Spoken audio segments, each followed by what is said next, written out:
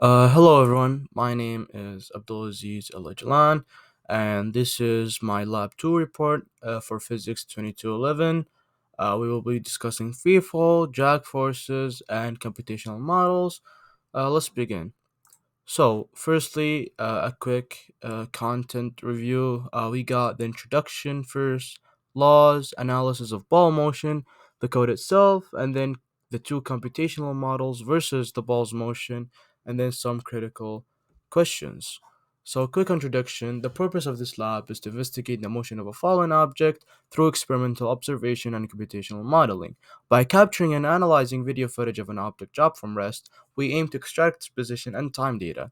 Using the models based on Newton's second law or the momentum principle, we will initially consider the effect of gravity alone and then incorporate the effect of drag, specifically focusing on a drag force proportional to the square of the object's speed to the object's speed. Through comparison with observational data, we seek to understand concepts such as terminal velocity and the balance of forces acting on the object. Additionally, we will explore how terminal velocity may differ if the object is initially thrown downward rather than dropped from rest.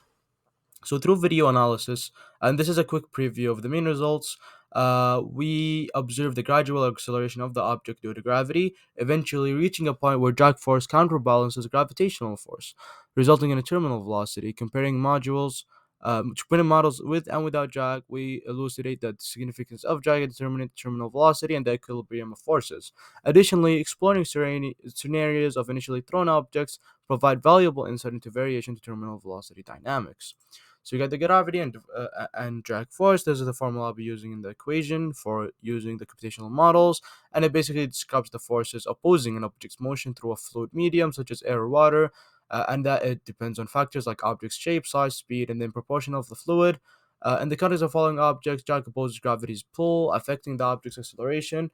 As objects accelerate due to gravity, drag force increases, eventually balancing gravitational force, resulting in a terminal velocity where acceleration ceases and the object falls at a constant speed. So analyzing the ball motion, I simply put the ball up exactly 1 meter, and that was the initial position. This was supposed to be y equals 1, and the time exactly was 0.4 seconds. I made sure to start the tracker only when the ball was completely let go and ended the second the ball reached 1 meter.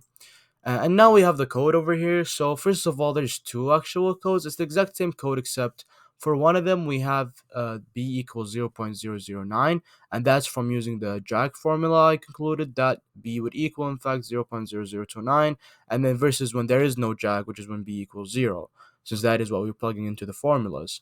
So eventually we get this chart which shows that first of all, not having drag obviously would be a lot faster than having drag since there's no opposing force.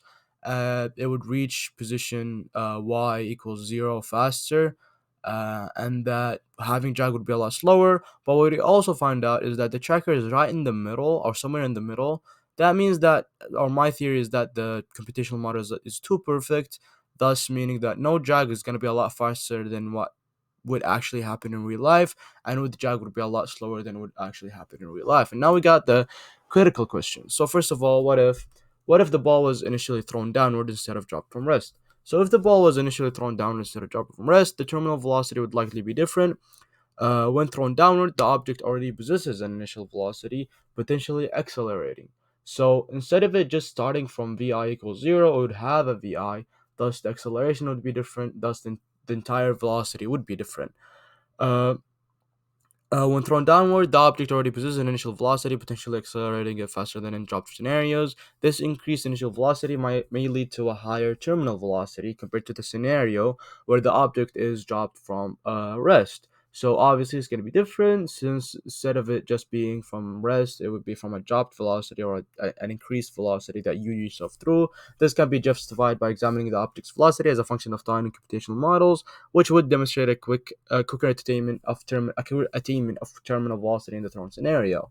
What does it mean? That means that velocity versus time comparisons reveal models with drag reach terminal velocity, while gravity-only models show continuous acceleration. Terminal velocity occurs when drag balances gravity, resulting in zero net force and constant speed. Understanding this phenomenon enhances accuracy in motion analysis, particularly in scenarios involving air resistance. Thank you.